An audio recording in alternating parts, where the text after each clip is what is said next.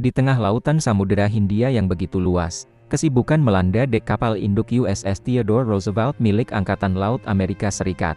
Para kru dengan sigap mempersiapkan peluncuran jet tempur FA-18, menunjukkan kesiapan militer yang tak pernah kendur.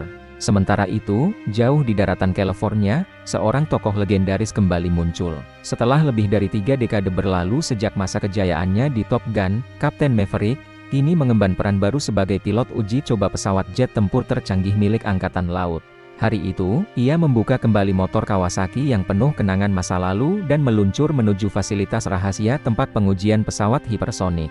Sesampainya di hanggar, ia disambut oleh sahabat lamanya, Sugiono. Dengan wajah tegang, Sugiono memberi kabar buruk.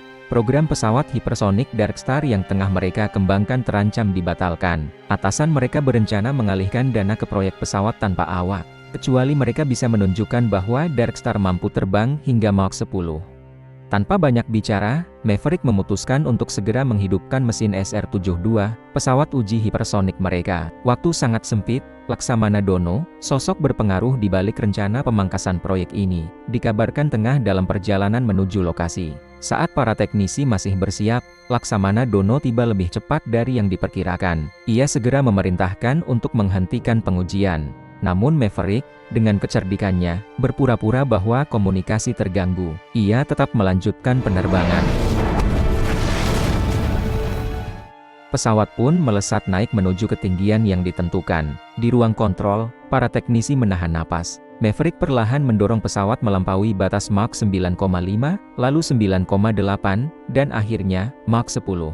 Teriakan kegembiraan pecah di ruangan kontrol. Dark Star berhasil menembus batas yang ditetapkan. Tapi Maverick belum puas. Dengan sifat khasnya yang selalu ingin lebih, ia kembali menambah kecepatan. Namun keputusan nekat itu membawa bencana. Pesawat kehilangan kendali dan terbakar di atmosfer. Komunikasi terputus. Semua mengira Maverick telah gugur.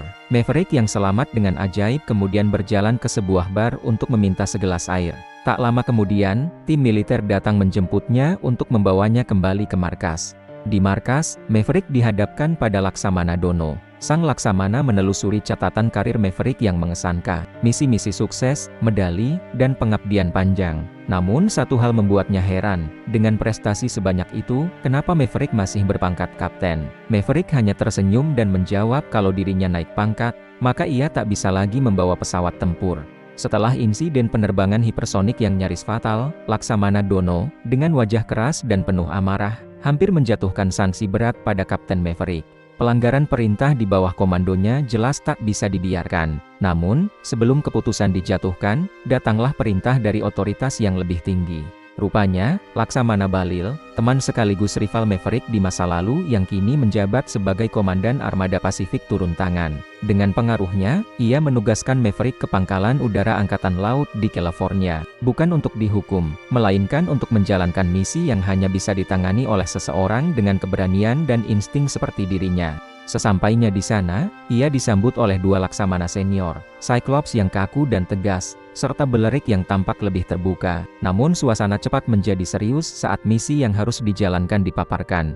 Sebuah fasilitas pengayaan uranium ilegal telah berdiri diam-diam, melanggar perjanjian internasional dan mengancam kestabilan kawasan. Lokasinya tersembunyi jauh di lembah sempit yang terlindungi oleh sistem pertahanan canggih, rudal pencari panas, jet tempur generasi kelima, drone pengintai, bahkan armada F-14 yang masih aktif. Tugas mereka, menghancurkan pabrik itu sebelum mulai beroperasi. Maverick segera menganalisis target. Ia menggambarkan serangan udara ekstrim yang harus dilakukan, terbang rendah di antara tebing, membidik tepat sasaran, lalu kabur dalam waktu sempit sebelum dikejar dan ditembak jatuh. Sebuah misi yang hampir mustahil. Dengan nada yakin, Maverick menyatakan kesediaannya menjalankan misi ini secara langsung. Namun ia menyebut masih kekurangan 3 pilot lagi. Laksamana Belerik yang sudah memahami siapa Maverick sesungguhnya segera menanggapinya. Kau tidak dipanggil ke sini untuk terbang. Kau di sini untuk mengajar. Maverick terdiam. Ternyata, ia diminta untuk melatih 12 pilot terbaik dari berbagai skuadron, dan memilih 6 orang untuk menjalankan misi maut ini. Sebuah peran yang tidak ia harapkan. Ia merasa kecewa bukan karena takut, tapi karena ia merasa hidupnya hanya berarti jika ia sendiri yang berada di kokpit, menghadapi bahaya. Usai pertemuan tersebut, ia melarikan diri sejenak dari keramaian. Ia menuju tepi pantai, ke tempat yang penuh kenangan. Di sanalah ia bertemu kembali dengan seseorang dari masa lalunya, Penny. Seorang perempuan yang pernah begitu berarti dan mengisi hatinya. Malam itu, suasana di bar tepi pantai begitu meriah. Maverick duduk di sudut, mencoba menyesuaikan diri dengan keramaian setelah sekian lama. Namun tiba-tiba, dentang lonceng terdengar nyaring. Semua orang di bar langsung bersorak dan tertawa riuh. Maverick kebingungan. Dari balik meja bar, Penny tersenyum puas. Ternyata, ada aturan tertulis di tempat itu. Siapapun anggota angkatan laut yang bermain ponsel, dianggap tidak menghormati para wanita di bar, dan hukumannya, menraktir semua orang malam itu. Maverick hanya bisa pasrah saat semua orang berteriak minta minuman. Belum selesai ia menghitung berapa banyak gelas yang harus dibayarnya, satu persatu para pilot muda angkatan laut mulai berdatangan. Mereka adalah Badang, Phoenix, Payback, Fanboy, Coyote, Bab, dan Rooster. Maverick menatap Rooster dari kejauhan. Wajah itu begitu familiar. Ia adalah putra mendiang Gus, kopilot dan sahabat Maverick 3 dekade lalu yang tewas dalam pelatihan Top Gun. Di antara para pilot muda itu, ada satu yang menonjol, Badang. Gaya bicaranya angkuh, penuh percaya diri, dan suka menyindir. Ia merasa paling hebat, paling cocok memimpin misi, dan tak ragu merendahkan pilot lain terutama Rooster. Namun Rooster menanggapi sikap itu dengan tenang, seolah tahu bahwa ketenangan jauh lebih kuat daripada kesombongan. Beberapa pilot lain turut bergabung, Harvard, Yale, Omaha, dan Freds. Sementara Maverick terus mencoba mencari cara untuk membayar minuman yang sudah ia janjikan. Tapi sayangnya, dompetnya tak cukup kuat menanggung semangat pesta malam itu. Dengan penuh canda, beberapa pilot menggiring Maverick keluar dari bar. Ia diusir, secara tidak resmi tapi penuh tawa. Saat ia berjalan menjauh, telinganya menangkap suara piano dari dalam. Ia berhenti, menoleh. Rooster sedang memainkan lagu yang sangat ia kenal. Lagu itu adalah lagu yang dulu ia dan Gus mainkan bersama bertahun-tahun lalu. Tanpa sadar, Maverick terdiam lama. Bayangan Gus tertawa, bernyanyi, hidup muncul di benaknya, dan untuk sesaat, masa lalu terasa begitu dekat. Keesokan paginya, para laksamana angkatan laut berkumpul bersama 12 pilot Top Gun terbaik. Mereka berada di bawah satu tujuan, memilih 6 pilot terbaik untuk menjalankan misi udara paling berbahaya dalam karier mereka. 1 akan memimpin, 6 akan terbang, sisanya cadangan. Laksamana Belerik berdiri tegap dan memperkenalkan instruktur mereka.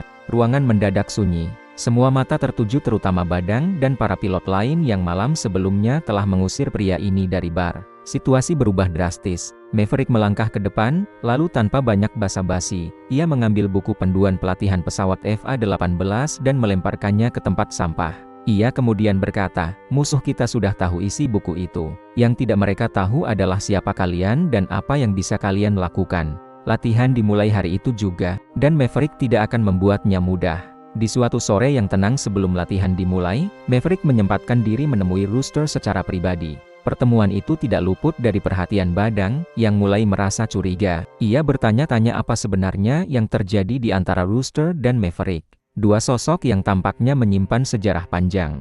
Latihan manuver pertempuran udara segera dimulai. Aturannya ketat. Hanya senapan yang boleh digunakan, tidak ada misil dan ketinggian pesawat tidak boleh turun di bawah 5.000 kaki. Para pilot dibagi menjadi pasangan-pasangan yang akan menghadapi Maverick satu persatu. Jika Maverick berhasil mengunci satu pesawat, maka ia dianggap menang. Suasana menjadi lebih santai sejenak ketika Payback menggoda, mengatakan bahwa siapapun yang kalah harus melakukan 200 kali push-up. Maverick, dengan senyum menantang, langsung menerima tantangan itu. Latihan pertama pun dimulai. Rooster terbang bersama Fanboy, sebagai kopilot. Begitu mereka mengudara, Maverick langsung menunjukkan kemampuannya. Ia berhasil mengunci pesawat Rooster.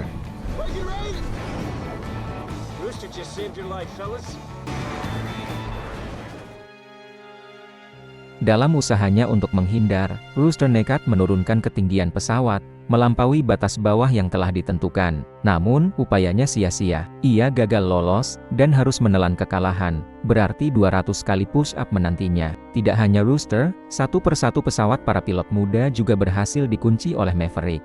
Ia tampil luar biasa, membuktikan bahwa pengalaman dan insting tajam tak tergantikan. Pertarungan udara berikutnya mempertemukan Maverick melawan Badang, yang terbang bersama Phoenix dan Bob sebagai kopilotnya. Namun, Badang, dengan sikap percaya dirinya yang berlebihan, meninggalkan wingman-nya. Sebuah kesalahan fatal. Maverick memanfaatkan kesempatan itu dan dengan mudah mengunci pesawat Phoenix. Tak menyerah, Badang mencoba membalas. Ia mengejar pesawat Maverick dengan agresif. Namun, Maverick menerbangkan pesawatnya ke arah matahari, menyilaukan pandangan Badang. Dalam sekejap, Maverick sudah berada tepat di belakangnya. Badang pun terkunci dan harus menerima kekalahan. Satu demi satu, semua pilot muda berhasil ditaklukkan oleh Maverick. Ia membuktikan bahwa dirinya masih yang terbaik di udara. Pertarungan terakhir terjadi antara Maverick dan Rooster untuk kedua kalinya. Ketegangan terasa lebih dalam kali ini. Rooster bersikeras ingin membuktikan bahwa ia bisa sehebat Maverick. Kedua pesawat menukik tajam, berputar, saling mengejar, hingga menembus batas bawah ketinggian. Di saat-saat terakhir, Maverick menarik pesawatnya ke atas, dan Rooster mengikutinya.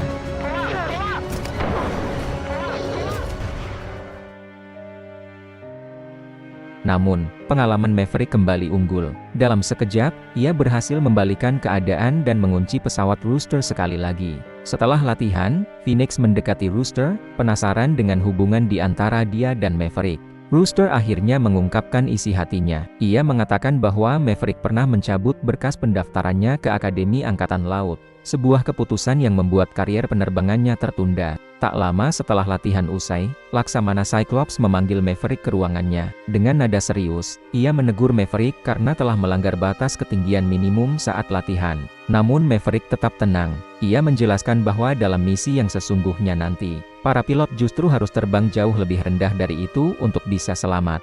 Ia memohon agar Laksamana Cyclops mempertimbangkan perubahan batas bawah sesuai kebutuhan misi. Demi keberhasilan operasi, Maverick ingin aturan itu disesuaikan. Sementara itu, Badang dan Coyote mulai menyusun potongan-potongan cerita yang selama ini tidak mereka ketahui. Mereka menemukan fakta mengejutkan, ayah Rooster adalah Gus, legenda penerbang yang dulu merupakan wingman Maverick. Setelah menyelesaikan urusan militernya, Maverick pergi ke bar milik Penny. Di sana, ia secara kebetulan bertemu dengan putri Penny, Amelia. Gadis itu kemudian memanggil ibunya keluar untuk menemuinya. Dalam suasana santai, Maverick membayar hutang sebelumnya. Mereka lalu menghabiskan waktu bersama di laut, berlayar dengan perahu milik Penny. Di tengah hembusan angin dan ombak yang tenang, Penny mengajari Maverick cara mengemudikan perahu layar. Bagi Maverick, ini adalah pengalaman yang asing tapi menyenangkan. Untuk pertama kalinya, ia mulai merasa bahwa dirinya tidak harus selalu berada di udara untuk merasa hidup. Keesokan harinya, cerita beralih kembali ke markas Top Gun. Maverick mulai menjelaskan strategi utama untuk menjalankan misi berisiko tinggi yang akan segera mereka hadapi. Langkah pertama adalah terbang rendah melewati celah-celah ngarai sempit. Pegunungan itu penuh dengan sistem pertahanan berupa roket pencari panas yang terhubung dengan radar. Namun, Maverick memberitahu bahwa sistem itu hanya efektif di langit atas. Jika mereka terbang cukup rendah, di bawah jangkauan radar, mereka bisa lolos tanpa terdeteksi. Latihan kali ini menjadi sangat penting. Para pilot diwajibkan terbang di bawah ketinggian 100 kaki dengan kecepatan 660 knot. Kesalahan sedikit saja dalam melampaui ketinggian tersebut, akan membuat rudal pertahanan segera meluncur mengejar mereka. Selain itu, misi ini memiliki batas waktu ketat, maksimal 2,5 menit. Jika lebih dari itu, pesawat tempur generasi kelima milik musuh akan muncul dan membuat segalanya jauh lebih berbahaya. Untuk permulaan, para pilot diminta mencoba simulasi pada ketinggian 300 kaki dengan batas waktu 3 menit.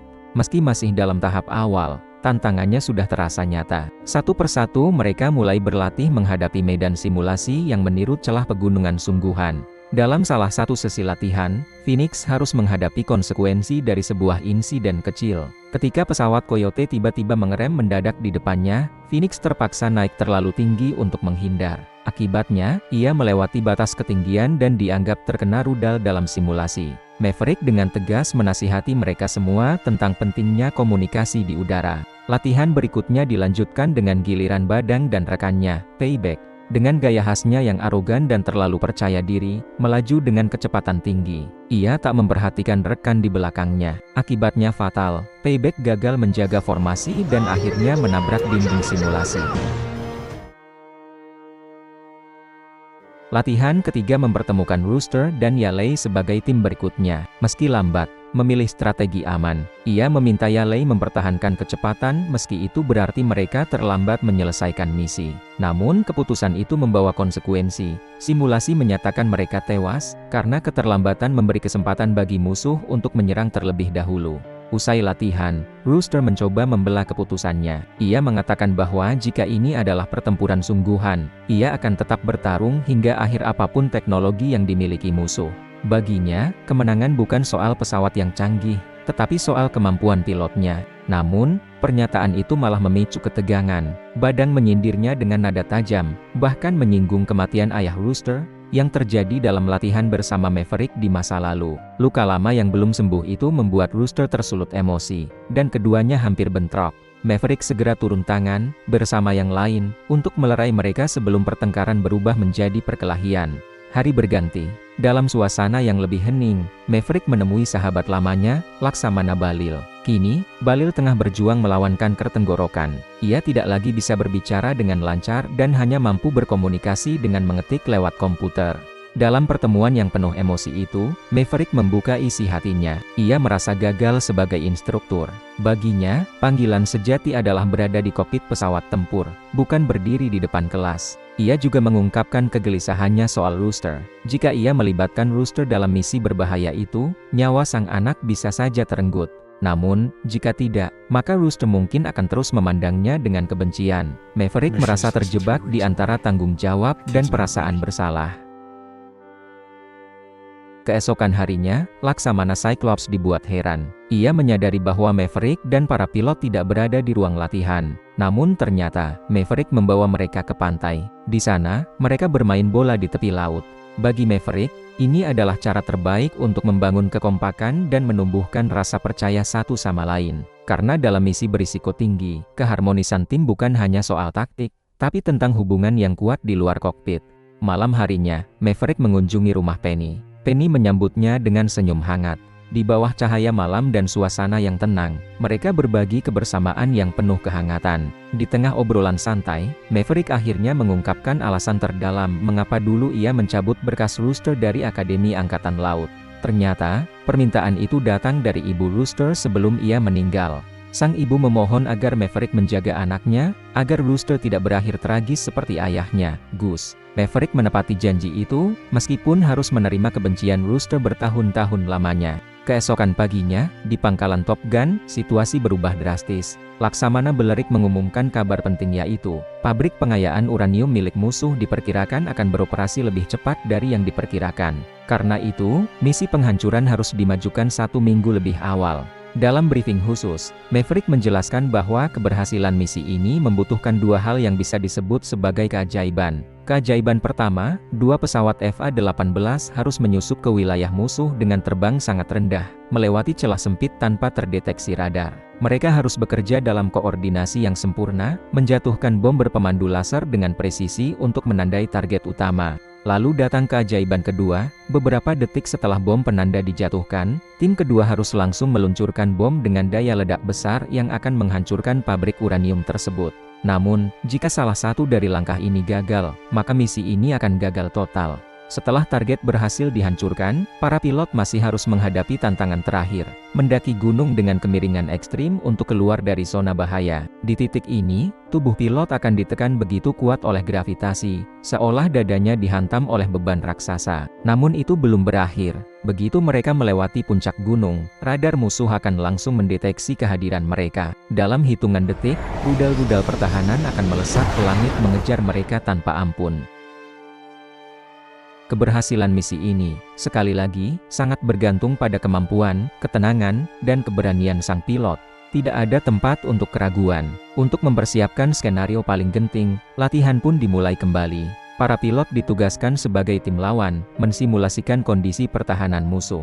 Dalam latihan lanjutan, tim yang terdiri dari Phoenix dan kopilotnya bertugas untuk menandai target menggunakan laser. Sementara pesawat Coyote bertanggung jawab menjatuhkan bom yang akan menghancurkan target simulasi. Namun, dalam eksekusi kali ini, mereka kembali gagal menyelesaikan misi dengan sempurna. Saat hendak kembali ke pangkalan, Coyote harus melakukan manuver menukik tajam untuk mendaki keluar dari jalur sempit. Gaya gravitasi yang sangat kuat membuat Coyote kehilangan kesadaran di tengah penerbangan. Melihat hal itu, Maverick langsung mengambil tindakan cepat. Ia terbang mendekat dan menyalakan alarm peringatan agar Coyote bisa terbangun. Usaha itu berhasil. Coyote sadar tepat waktu dan berhasil mengendalikan pesawat sebelum semuanya terlambat. Namun, saat situasi mulai kembali tenang, muncul insiden lain yang tak terduga. Pesawat Phoenix menabrak kawanan burung. Salah satu mesinnya terbakar. Phoenix dan Bub yang berada di dalam pesawat kehilangan kendali. Dalam kondisi darurat, mereka tidak punya pilihan selain melontarkan diri keluar dari pesawat.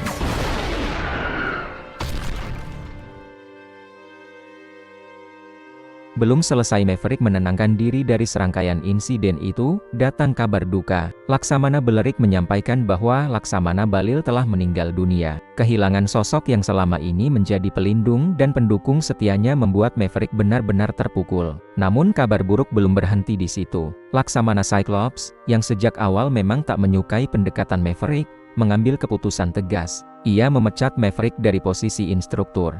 Keesokan harinya, saat Laksamana Cyclops sedang memimpin pelatihan, tiba-tiba semua orang dikejutkan oleh aksi Maverick. Tanpa izin, ia masuk ke arena simulasi dan menjalankan rute misi yang selama ini dianggap hampir mustahil. Dengan ketepatan tinggi dan keberanian yang tak tertandingi, Maverick menyelesaikan simulasi hanya dalam waktu 2 menit 15 detik, lebih cepat dari batas maksimal yang ditentukan. Aksi itu mengubah segalanya. Laksamana Cyclops, yang awalnya ingin menyingkirkannya, kini tak punya pilihan selain mengakui kemampuan Maverick. Ia bahkan mempertaruhkan karirnya sendiri dengan menunjuk Maverick sebagai pemimpin tim dalam misi sesungguhnya. Cerita pun berpindah ke kapal induk USS Theodore Roosevelt, tempat para pilot bersiap menjalankan misi paling berbahaya dalam karir mereka. Maverick memilih sendiri siapa yang akan ikut dalam tim utama. Ia akan memimpin langsung dengan Phoenix dan kopilotnya Bub. Tim kedua akan dipimpin oleh Rooster, yang berpasangan dengan Payback dan kopilotnya Fanboy. Badang dan pilot lainnya akan tetap siaga di kapal induk, siap terbang jika keadaan darurat memaksa. Sesaat sebelum misi dimulai, Badang menghampiri Rooster. Meskipun hubungan mereka sering dipenuhi persaingan, kali ini Badang memberikan semangat. Mereka harus bekerja sama, tidak ada ruang untuk ego dalam misi ini. Rooster kemudian mendekati Maverick. Ia tampak ingin mengatakan sesuatu, tapi waktu tak mengizinkan. Sinyal persiapan tempur sudah berbunyi, dan mereka harus segera masuk ke kokpit. Sebelum tim memasuki wilayah udara musuh, kapal penjelajah USS Gold meluncurkan rudal jelajah Tomahawk. Targetnya adalah pangkalan udara yang mengelilingi pabrik uranium. Serangan ini dirancang sebagai langkah awal, untuk membuka jalan bagi tim Maverick agar bisa masuk tanpa gangguan besar dari udara. Waktu menjadi musuh utama, tim hanya memiliki 2 menit 30 detik untuk menyusup ke wilayah musuh, menyelesaikan misi, dan keluar sebelum radar dan pasukan musuh kembali aktif. Begitu memasuki zona musuh, mereka langsung menyadari tantangan sesungguhnya. Rudal pendeteksi panas sudah siap meluncur jika mereka melanggar batas ketinggian. Suasana menjadi semakin menegangkan ketika sistem radar canggih mendeteksi 2 pesawat tempur Su-57 musuh yang sedang berpatroli. 30 detik menjelang serangan, Bub mulai menyiapkan sistem laser penanda target. Bersama Phoenix, Maverick menukik dan mendaki celah pegunungan, lalu masuk ke wilayah pabrik yang tersembunyi di antara tebing-tebing curam. Begitu target terlihat, Maverick segera menjatuhkan bom berpemandu laser. Keajaiban pertama berhasil, target ditandai dan dihancurkan dengan presisi tinggi. Kini giliran Rooster dan timnya, namun, mendadak sistem laser penanda milik Fanboy rusak. Dalam situasi mendesak, tanpa menunggu solusi, Rooster memutuskan untuk tetap menjatuhkan bomnya secara manual tanpa bantuan laser. Dan secara mengejutkan, bom tersebut tepat mengenai sasaran. Pabrik uranium berhasil dihancurkan sepenuhnya. Keajaiban kedua pun terjadi, meskipun dengan cara yang tak terduga. Namun tugas mereka belum selesai. Saat mencoba mendaki gunung curam untuk kembali, mereka langsung terdeteksi radar musuh. Rudal-rudal mulai berdatangan, melesat ke arah mereka. Rooster kehabisan flare alat untuk mengalihkan rudal. Dalam situasi gawat itu, Maverick membuat keputusan yang sangat berani. Ia mengorbankan pesawatnya sendiri, memancing rudal ke arahnya demi menyelamatkan Rooster. Pesawat Maverick terkena serangan dan jatuh di wilayah musuh. Di kapal induk, Laksamana Cyclops melihat kondisi memburuk. Dengan berat hati, ia memerintahkan seluruh tim untuk tidak kembali menyerang dan segera pulang demi mencegah jatuhnya korban lebih banyak lagi. No! Namun nasib berkata lain. Maverick ternyata selamat dari insiden itu. Begitu tersadar di medan musuh, ia mendapati sebuah helikopter serbu Mi-24 mendekat, bersiap menyerangnya. Tapi sebelum terlambat, Rooster kembali. Ia telah menentang perintah, dan memilih untuk menyelamatkan orang yang pernah menyelamatkan nyawanya. Sayangnya, pesawat Rooster juga menjadi sasaran rudal musuh dan ditembak jatuh. Maverick yang melihat pesawat itu jatuh segera berlari menuju lokasi jatuhnya. Ia menemukan Rooster masih hidup, meski dalam kondisi penuh risiko. Namun, keduanya kini berada jauh di wilayah musuh. Satu-satunya harapan, sebuah pesawat tua F-14 Tomcat milik musuh yang mereka temukan di hanggar. Maverick menatap burung besi itu yang sudah lama tak lagi digunakan di Angkatan Laut Amerika, tapi ia mengenalnya dengan baik. Itu adalah pesawat generasi lamanya. Tanpa membuang waktu, Maverick dan Rooster menyusup ke hanggar. Mereka bekerja cepat, menghidupkan F-14 dan memeriksa sistemnya. Keajaiban kecil kembali terjadi. Pesawat itu masih berfungsi. Maverick dan Rooster bersiap untuk melakukan hal mustahil, menerbangkan F-14 keluar dari wilayah musuh, melawan jet tempur modern, dan kembali ke kapal induk dengan selamat. Maverick dan Rooster dihadapkan pada kenyataan pahit, landasan pacu yang sudah hancur lebur. Tapi Maverick bukanlah pilot biasa. Dengan ketenangan yang hanya dimiliki oleh seorang veteran udara, ia membuka sayap pesawat, menghitung kecepatan angin, dan mengandalkan insting serta pengalaman puluhan tahun. Pesawat F-14 itu lepas landas dari reruntuhan landasan yang nyaris tak memungkinkan. Rooster segera mengirim sinyal ke kapal induk. Saat sinyal itu diterima, keheningan menyelimuti ruang komando. Lalu, terdengar sorak kegembiraan. Maverick dan Rooster ternyata masih hidup. Namun, kebahagiaan itu belum bertahan lama. Ketika Rooster sedang mengecek sistem pesawat, ia melihat dua pesawat Su-57 musuh terbang tak jauh di bawah mereka. Tanpa senjata lengkap dan dengan pesawat tua yang rawan rusak, Maverick dan Rooster memutuskan untuk berpura-pura menjadi bagian dari skuadron musuh. Dengan penuh ketenangan, mereka menyapa kedua pesawat itu melalui komunikasi radio, berharap bisa lolos. Tapi saat dua pesawat Su-57 itu menyuruh mereka berbalik arah menuju wilayah musuh, keputusan cepat harus dibuat. Maverick menembakkan misil ke arah salah satu pesawat musuh. Tembakan pertamanya sukses, tapi pesawat kedua berhasil menghindar dengan lincah.